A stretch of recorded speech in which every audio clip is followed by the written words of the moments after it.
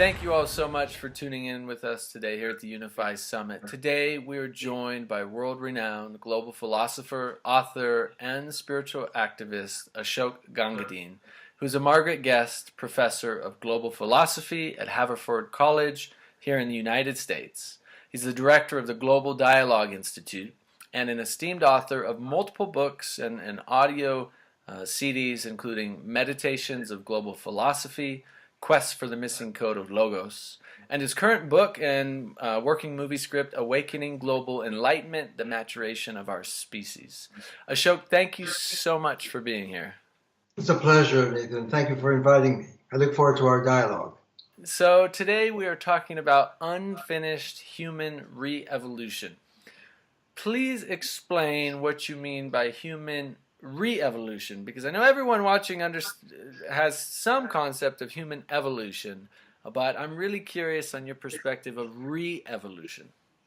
Well, the revolution, I'm just spelling the word evolution and revolution to just R-E, revolution, to capture the fact that the call of our wisdom teachers, our enlightenments, our scriptures have all been calling on the human family to rise to a higher technology of consciousness and speech and life and culture.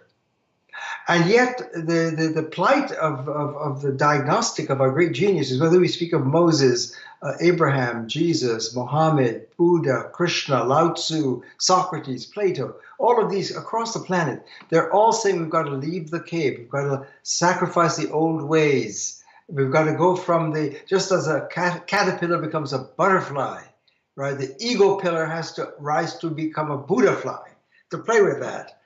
In other words, we've got to make a dimensional shift to a higher maturation of reason, intelligence, speech, culture making, from a space of monologue, I, it, to I, thou, dialogue. We're dialogue sapiens. They're all seeing. And so our unfinished human revolution is that we tend to hear these teachings and put it in our information box. The technology of everyday human development culture is information, putting it in as getting information is a great breakthrough in our development. But we can get stuck there and not realize that when the enlightened teachers and scriptures are calling us to let that go, not to dump it, but to hold it, but go higher.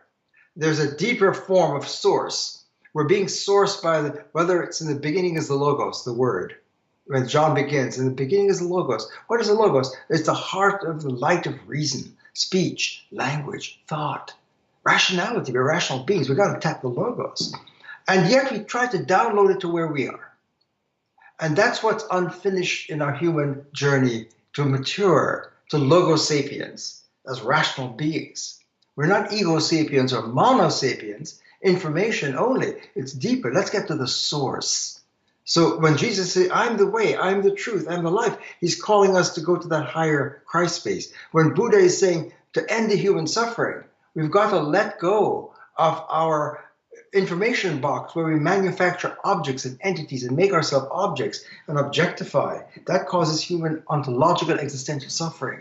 And we have to somehow let go of that addiction and rehabilitate our minds in the Buddha way, the Buddha space, where everything is interflow, interconnected. And you can't stand outside of that and talk about it. You can't informationize wisdom. You got to surf it. You've got to enter the zone. You got to be it. And we hear that all, you got to be the peace. You've got to be, right, the I am. So the point of revolution is for humans, each person has to find her own access code into that zone. Our mom and dad can't do it for us. No one can do it for us. No guru can do it for you. Each person has to say, I am. And when you say I am, you're making a crossing from an I-it space to I am, I thou, to a dialogue being. And that's a revolutionary act because the politics of everyday culture where we live is powerful. And to say I am, we have to dare to let go of that space and go deeper. And that's a revolutionary act. So our unfinished journey. Yes, it is revolutionary. It's transformational. It's transcendental, if you will, and it is going. I love how you explain that, where it's time to go beyond just the mind and the ego and the I am. While they're useful and purposeful, but into the next level of that, which is revolutionizing our lives, if you will. And one of the things that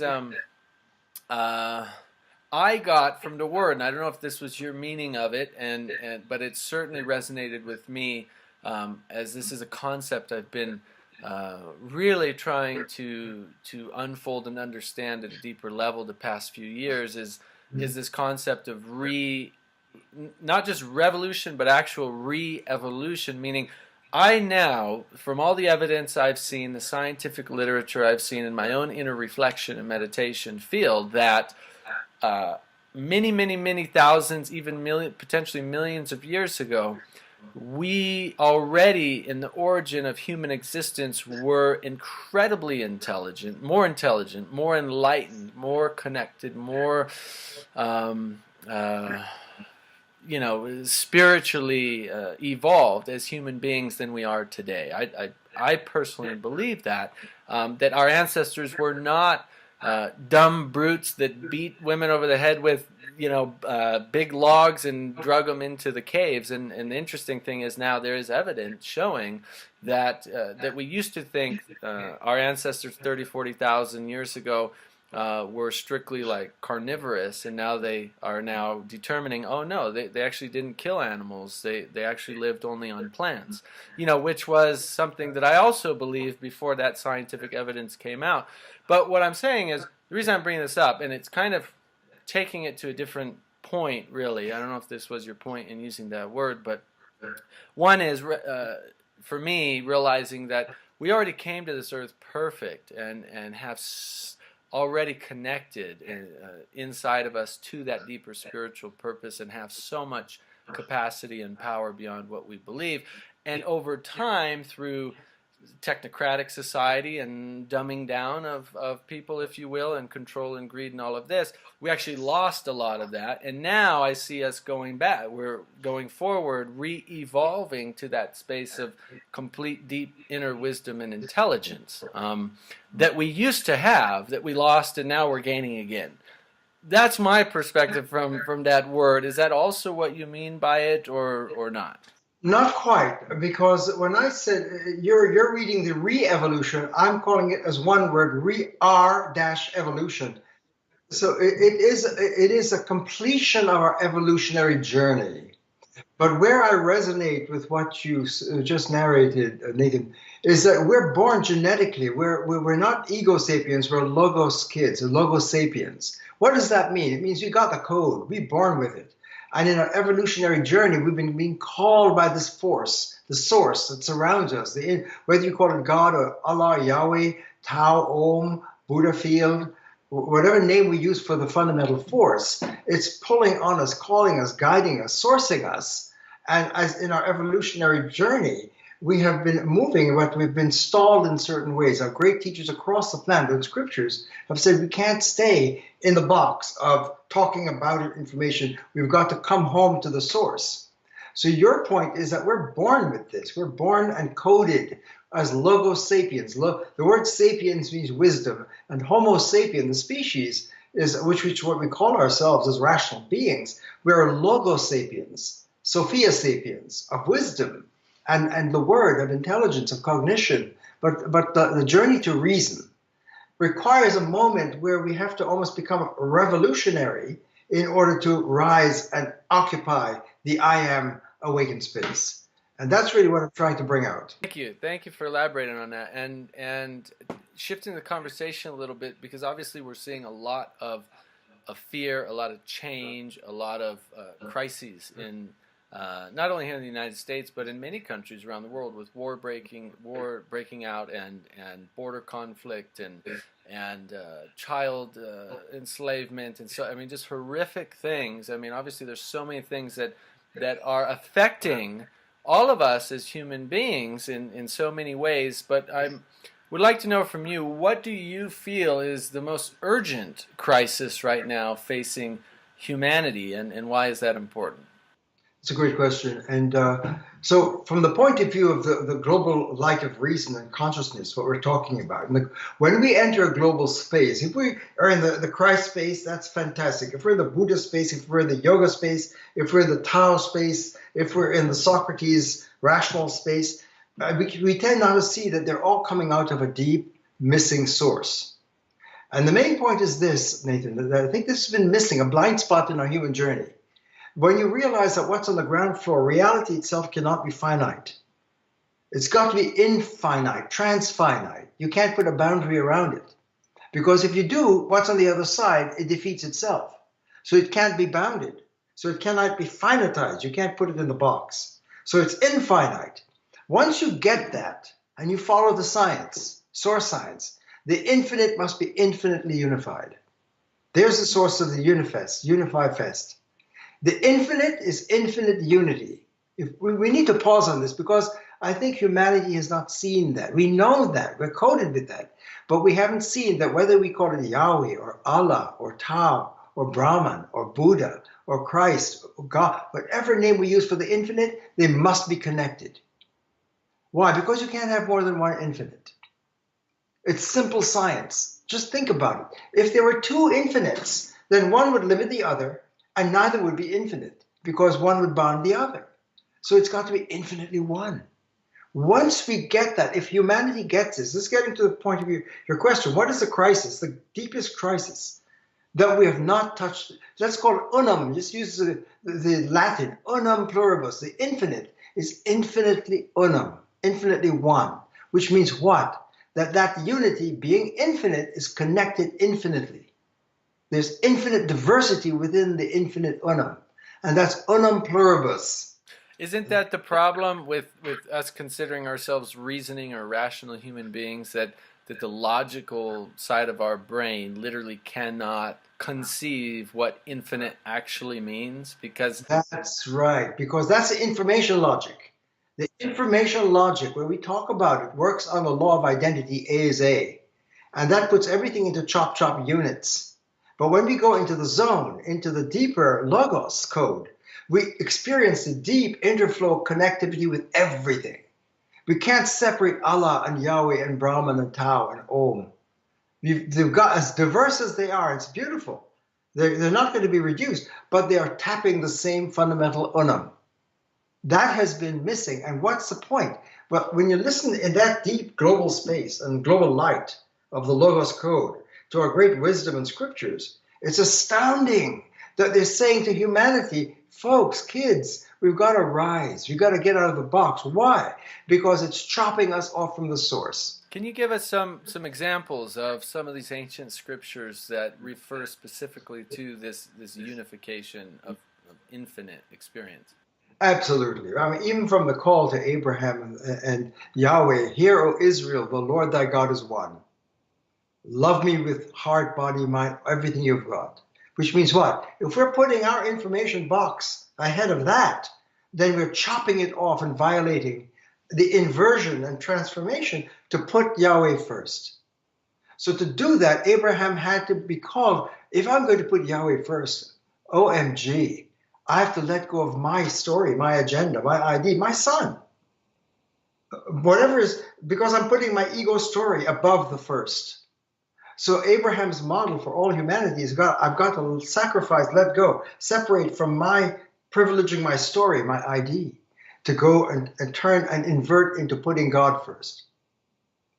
Moses is at the burning bush, and he's scared to go down and bring the laws of God to the people. And God, he asks, who's sending me? I am that I am. What is that I am? The infinite unum.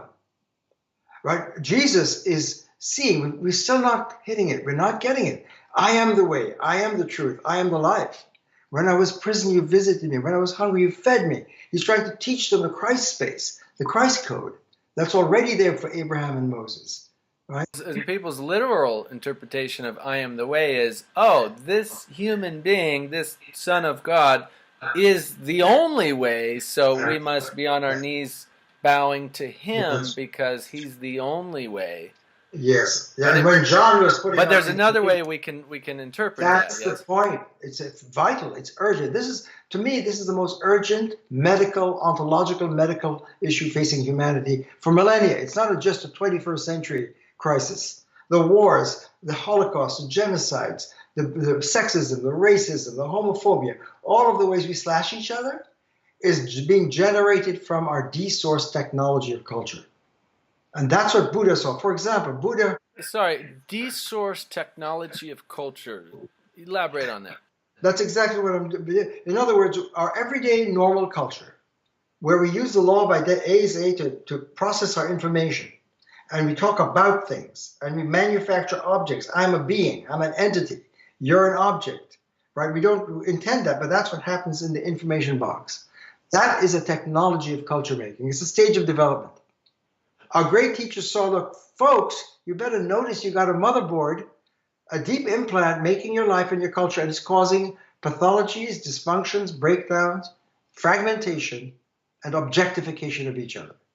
And you've got to let go of that motherboard because it's a smotherboard. It's smothering us from source. In other words, the human journey is to tap the source, come to the logos, tap the Christ space, enter the yoga. All of these great technologies saying, let go of your separation technology, and which calls it samsara, or in the Judeo-Christian, it calls it's sin. What is sin? Being desourced, cut off from source, cut off from the infinite. What is samsara? Being cut off from Om, from the infinite, from Brahman, from the Buddha space. So Buddha's great medical technology was to say people suffer. Why? Because they have the motherboard that's cutting them off and making them objects and separating and fragmenting and not experiencing the deep interflow of reality. Buddha was a deep scientist. He was saying reality is a space of deep, boundless interflow and interconnectivity. Everything is interconnected. And we're part of that. And if we tap that, we have the Buddha compassion. Well, and now our science is finally, in the last couple of decades, maybe a little longer, catching up to that ancient wisdom, right? That Jesus knew, that Muhammad knew, that Buddha knew, that even all the way back thousands of years before Buddha, all the way in India. The great yogis of Vedanta were seeing this. Yes, yes. That's first science. They knew this thousands of years ago, and somehow we've lost that wisdom, and now science is saying, no, that stuff they've been teaching us is real, it's true. Right, so the frontier of theoretical physics and quantum is beginning to see non-locality in the universe. Einstein's genius of seeking to get the unified field of nature for physics, right? And he wasn't able to somehow see, he saw the space-time continuum. Space and time, that was a great Buddha moment to see the link. Space and time, mind and word and world, all of these are linked. So to see non-locality now, after Einstein, to see the universe is non-local, there's a connection.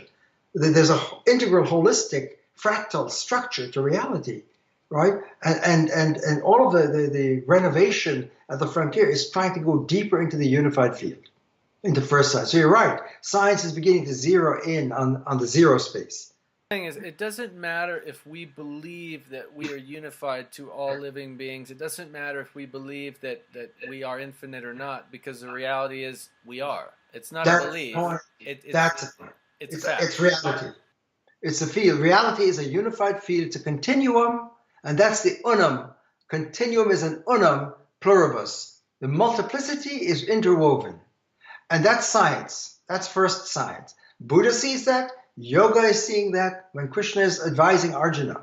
Here's another example. And Arjuna, the great warrior, is broken down in a fratricidal war, and he drops his weapon at the opening of the Bhagavad Gita, the great scripture, the story. And Krishna is the voice of Om, the voice of the field. The divine incarnation, who is his charioteer to now advise him and teach him this technology of yoga, which is to come into the Om space. So Buddha is calling it to enter the Buddha field. Krishna is calling it enter the Om field. Jesus is calling it enter the Christ sphere. Socrates is saying we've got to leave the cave, where we buy our senses at face value and enter the Logos, tap the Logos, right? That's amazing. Nathan, when we realize that all of these great geniuses in scripture are saying you've got to let go of the adolescent technologies and rise to the mature human. That's ethics. That's reason. That's deep science. That's democracy. And it's huge because when we speak, if you look at the American cultural situation, for example, we could look anywhere on the planet, right? What is the unfinished American revolution? If you look at 1776, which I do in some of my meditations, you look at the 1776 Declaration of Independence and look at the opening lines. It's astounding how much it's aligned to this wisdom. It's beautiful. It's so we just put out an online program called Higher Ground Live, and during that program, a group of us read the entire Declaration of Independence, and it's amazing. It's incredible how much wisdom is in that document and how relative it is to right now. That's right. Exactly. So one of my chapters is the unfinished American Revolution, which means that our American culture, as great as we are, that the founding vision was tapping this fundamental wisdom of the planet. There was genius in Jefferson and the other writers and composers of this. We hold these truths to be self-evident, that we're endowed by the Creator and nature's God with unalienable rights, life, liberty, well-being, happiness, right? And we institute governments to support that and protect it. And if any government violates that, it's our duty to call it out and separate. That's the language. It's the language of separation, but that's what Abraham has to do. That's what Socrates is saying. You got to separate from our ego-based thinking to rise to the logos. That's what yoga is saying. You got to separate, Arjuna, from your technology that breaks and leads to a fratricidal war. Buddha is saying you got to let go of our objectification that causes suffering and rise to the Buddha zone. So give me some practical examples of, for those who are watching, what are some real life examples to share of objectification and self-identity and holding on to divisional or divisive thinking, and some steps on how someone might actually be able to start separating from that thinking and start unifying into a more unified, infinite level of thinking? That's a great question. That is the question. And it's not that we have to start over all of Buddha. If we saw Buddha's technology and advice medically, on your point now, what would Buddha say to let go? What do we have to do to move from, I use single markers to mark when you're in the ego monosphere, monocentric place, and double brackets to mark when you go into the Buddha space or the Christ space or the yoga space, right? To help people visualize the difference or shift from single bracket monologue to double bracket dialogue. Because if otherwise we download it back to where we are. And when we put the information in the box, we lose the medicine of our great teachers and scriptures. So Buddha's version of it is, what do you have to do to break the circuits and addiction to monologue, to talk about it? Because when you practice the law of identity, AZ, that I am me, I'm separate from the other, I've got my attributes that makes me, my ID, different from everything else. I see everything else that way in my box, events, other people. I see you. Nathan would be, I know Nathan is in New Mexico or whatever, and I can get information about, that's objectification. The technical word in philosophy coming out of Greek is predication. When I predicate, I have a subject and a predicate. Socrates is wise. Socrates is a philosopher. Socrates is a teacher of Plato. Socrates is Greek. We do that for us. I'm American. I'm a male. Well, that's a stage of language. That's a stage of information production.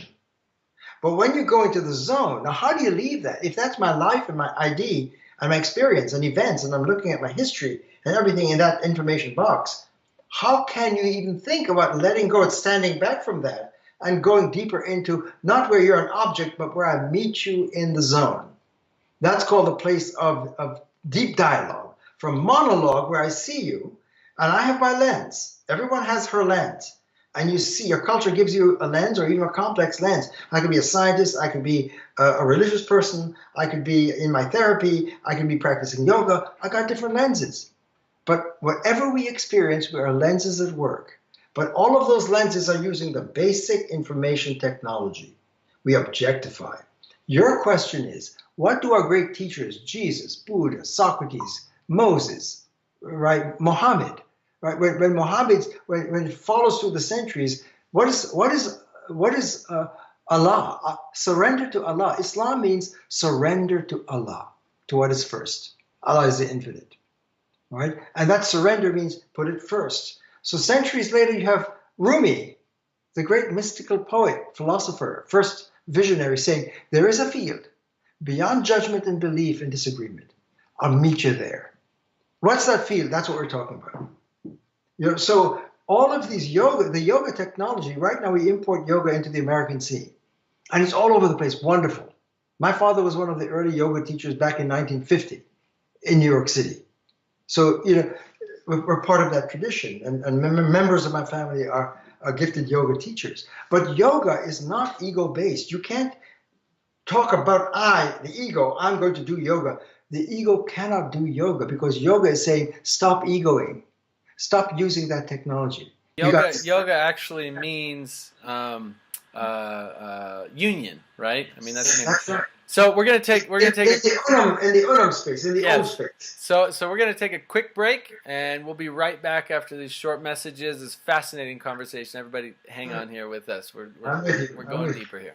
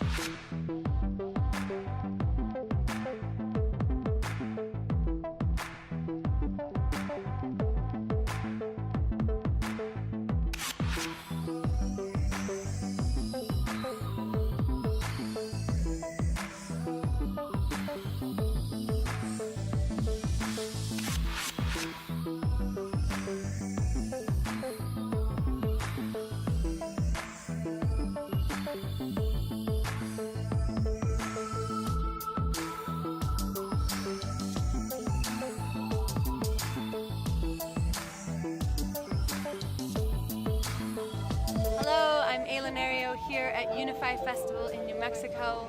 Beautiful gathering in its first year. I can't even imagine what it will be like next year. This weekend has been one of the most magical experiences of my festival career. I still feel like I haven't explored enough after 3 days, so it was awesome. It has been the most inspiring and heart-centered festival I have ever been to.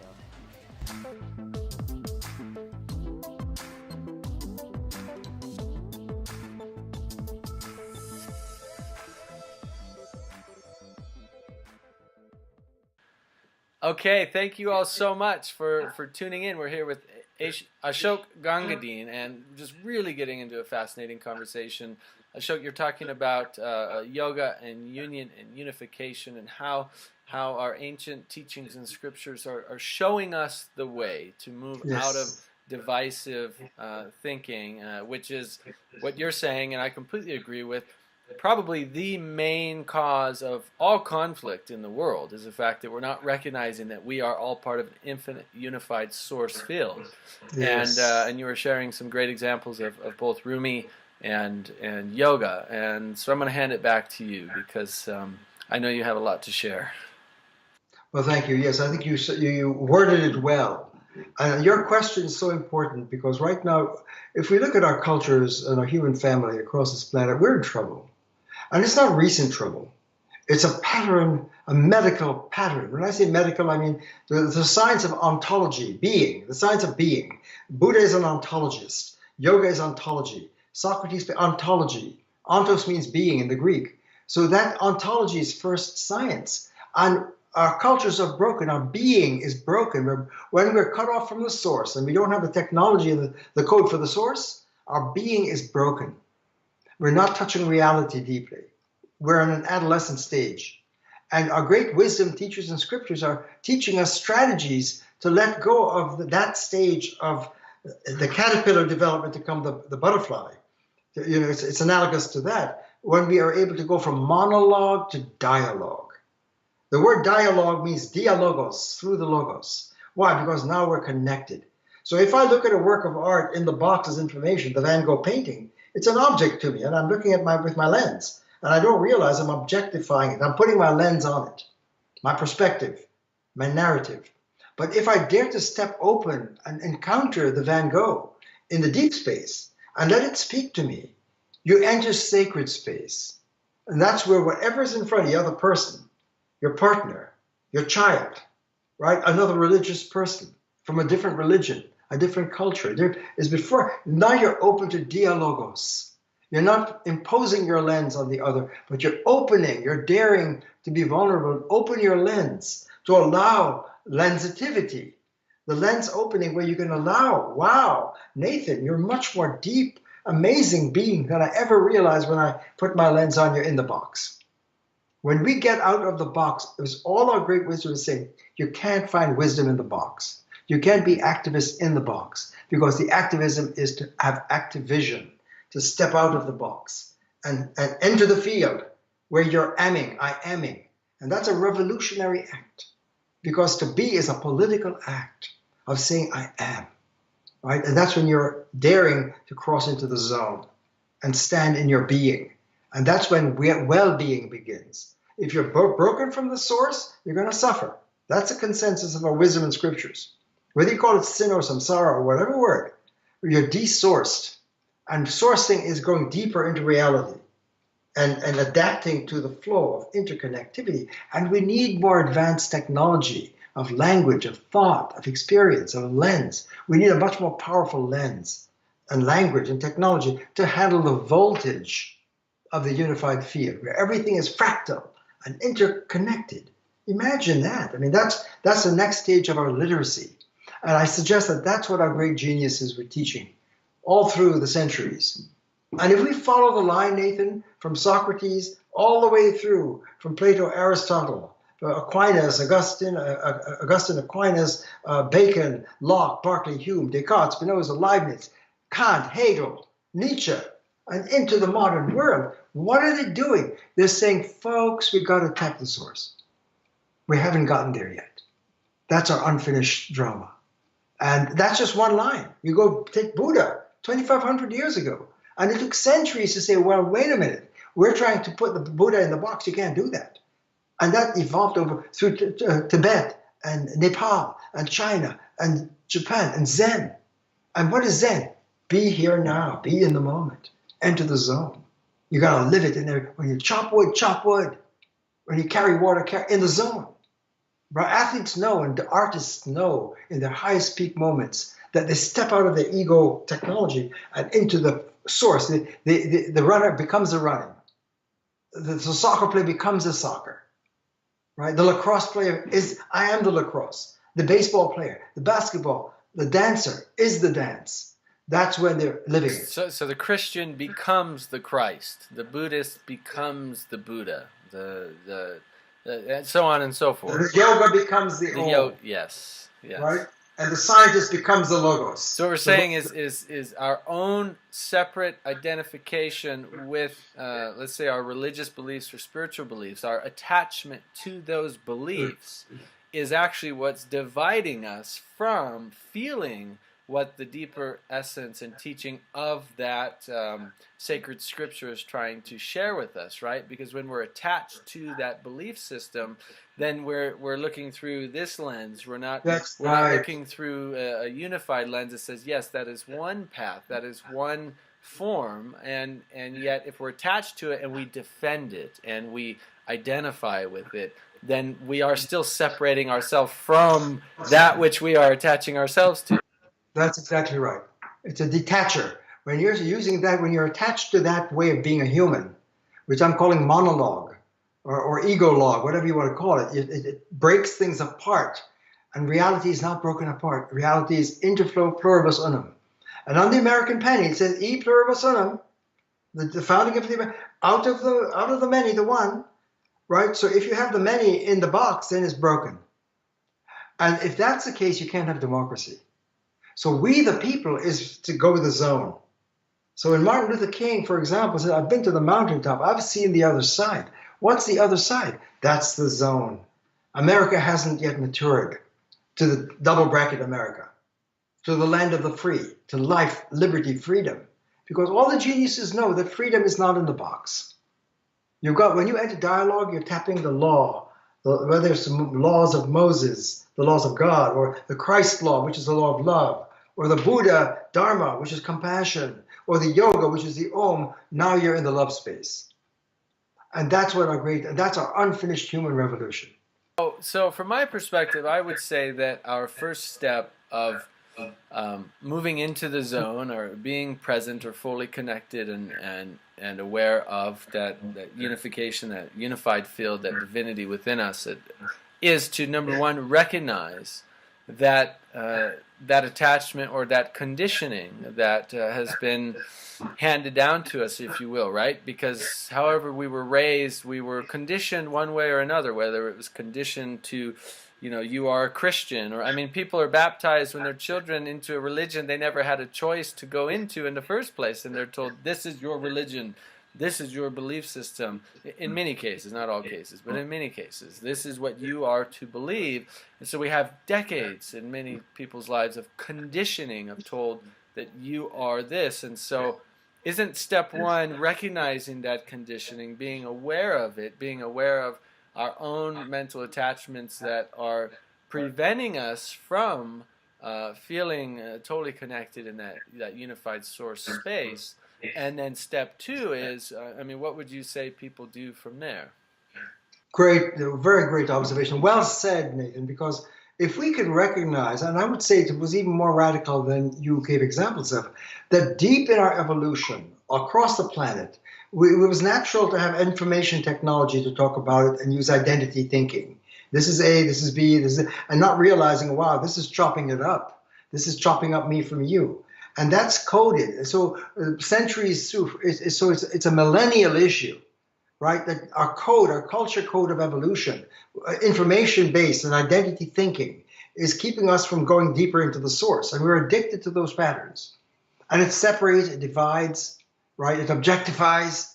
And all the great moral teachers says, never objectify another human being. We're addicted to those patterns. I want to pause on that, because I've never heard it put that way, and that something about that is really resonating with me, because addiction is basically something that you can't let go of because you feel you need it, right? Yeah, and so what you're saying is that you're addicted to those patterns, which makes absolute sense. If we look at it as an addiction, we're addicted to our own belief system about that. That's we're addicted to that right. pattern. That's the technology of making ourselves. Then we realize that, okay, if it's an addiction, I can overcome an addiction, right? There you go. That's Buddha called it an addiction.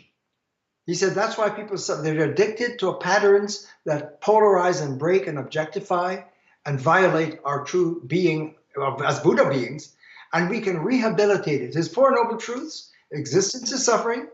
Second, it has a cause, addiction. Third Noble Truth, we have a choice. And the fourth Noble Truth, here's how you rehabilitate. You have to practice mindfulness, being heads up, 24/7. Or the yoga version, you got to let go with every breath, let go of those patterns. Breathe them out so that the Om can breathe you, right? And it can rise into the higher Om sphere, right? The Socrates, you've got to meditate, you've got to focus on the Logos, to leave the caves of objects on the walls, to come into the Logos light. The Christ, you've got to die to be born again. All of these geniuses were calling us to make that rite of passage, to break the addiction. So sin is a deep addiction. Sin is a code. It's not just Adam and Eve, oh, my bad. It's worse. Sin is a code that keeps us cut off from connection with Source, with God, in that case. And how do you overcome that? It's impossible when you're in it to overcome it within it. That's why Jesus, the Christ, his version is he took on the sins of the world so we can rise and have a bridge back home. We can have a bridge back home. We can have a bridge back to the Buddha, to reality. And your opening remarks is, aren't we born with that? From the start, yes, our kids, our beautiful kids, are born as Logos sapiens. And what do? We code them. We downcode them. And your version, this is your religion, this is your culture, you're American, you're Russian, you're Chinese, you're male, you're female, you're black, no, you're white, no, you're whatever. We give those codes and we're breathing it in. And we don't realize, our great teachers saying, that's a virus, that's toxic. It's an addiction. Folks, you got to let it go and rise. And that's what our great wisdom teaches. When seen in the global light, That's what our diverse, beautiful scriptures and pioneers are calling us to find the source code, to say I am, and to enter the unum pluribus. And that's the awakened culture of global enlightenment. So in your research, in your decades of experience, in your life experience, in your personal wisdom, what practical things have you found that work for you and work for others to support people on this journey forward? Because I've noticed if we want to try to put it in a level of steps, if we will, recognize the addiction, recognize the patterns, the habits, be aware of it. Two, we're saying, let go of it, breathe it out, use the different teachings to let go of our addictions, to not be attached to them, of our addictions of thinking, habits, personal beliefs, so forth. And step three, I think, is really a process of probably a million things people can do to help continue moving into that unified field. I certainly have my practices. I know everyone tuning in probably has certain practices. But what have you found that works for you and for others that you'd like to share? Thank you for inviting me to reflect on that with you, because, I've been teaching 49 years at Haverford, one of the best colleges in the country, brilliant students, and trying to help coach them in the laboratory of making that crossing. These are bright, brilliant kids. And what we see when we tap the Buddha's version of it, or the yoga version of the Bhagavad Gita, or the Socrates and Plato and Aristotle calling us to virtue, or Muhammad's teaching of the call to Allah, or Christ, all of these are strategies.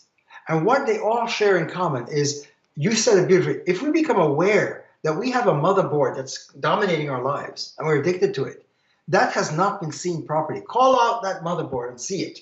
Right? Now we're beginning to get the fundamental teachings of our great teachers. You have a choice. You don't have to use this information-based way of looking and making your life and naming and tagging everything with ID. There's a much more deeper technology. Imagine, just like when we got the digital technology, the computer age opened up. When we get the Microsoft of the mind, the source technology, wow, now we can rehabilitate the patterns. So your question, what I found is that when I listened to Jesus, and for example, look at the sacrament. When you take the sacramental wine, you take single bracket wine and you drink it, not ego drink it, but source drink it. It transmutes you into the Christ, the Logos, the blood. The wine is the blood of Logos, of the source. It's source blood that you're drinking. When you do that, you transmutate at that moment, into communion, into yoga, into the Buddha field. When Jesus said, when I was in prison, you visited me. When I was hungry, you fed me. He was teaching the I Thou. We're connected, right? So you can't get that in the ego mind. You got to go into the Christ mind, the Buddha mind, the yoga mind, the Logos mind. So when you break the bread, every time you eat, it's sacramental. It's a reminder, if you're practicing rehabilitation of the kicking the habit, this is not just single bracket bread. This is holy bread. I'm eating the body of Logos. I'm eating the source.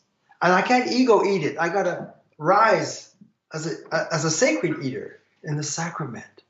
Imagine if every moment is sacramental. You drink a cup of coffee. You're walking to your car and you're feeling your body and you realize, wow, this is the infinite all around me. This is the most powerful transformer ever. When we realize that on the ground floor is an infinite force, and the infinite force is infinitely one, we can't push it away. It's infinitely in every grain of sand. It's in every breath. It surrounds us. It's holding us. It's right all through our bodies. I couldn't breathe without it. I couldn't see. I couldn't think. Now I begin to see seeing is a miracle. Breathing is a miracle. Oh my God, OMG. That is the greatest game changer for our human journey. To realize the infinite is infinitely here now. It's in every breath, and I couldn't breathe without it. If I say there is no God, I couldn't say that without the source. That's the irony. If I say there's nothing that we know, you couldn't say those words without the source. Why? Because the infinite word makes all words possible. All belief systems, all narratives are coming from that. If people got that, it's a game changer. I love your explanation and the practical wisdom, and it's just reminding me of a few things that I've been naturally doing lately, and one of them is walking outside and if I put my hand on a tree, like tuning in and recognizing that this tree is source energy, That's and it's beautiful. connected to me and somebody in Costa Rica and beings that we don't even know about in other planets, and because everything is infinite, and it's having more and more of those experiences just by touching a tree, right? Because it is true Absolutely. that is unified with everybody. And on another practical note too, I mean, you know, personally, I mean, I don't agree with you know, here in the United States, Donald Trump and a lot of what he's doing and all of that. I certainly don't believe what he's doing good, and without getting into politics and all of that. Yet, and I recognize a lot of animosity towards him and anger and all of that. And it's like I find myself sometimes in my own meditations, I see him in my mind's eye, and I go give him a big hug, and I just say, you know, I recognize he is part of me and I am part of him. And I don't want to have anger towards him, even if I don't agree with what he's doing. And I would love to see him do good things. So rather than project negatively on him, I recognize that I am unified with him. He is an expression of God, as I and you and everybody is. And so in my mind's eye, I just go give him a hug and say, hey man, it's all right. You know, I care about you, and I'm sorry for what you're going through. And I think I'm just sharing that because I think on, you know, practical level, it's like we need those kind of practical steps we can take each day to experience more of the infinite in our life. Yes?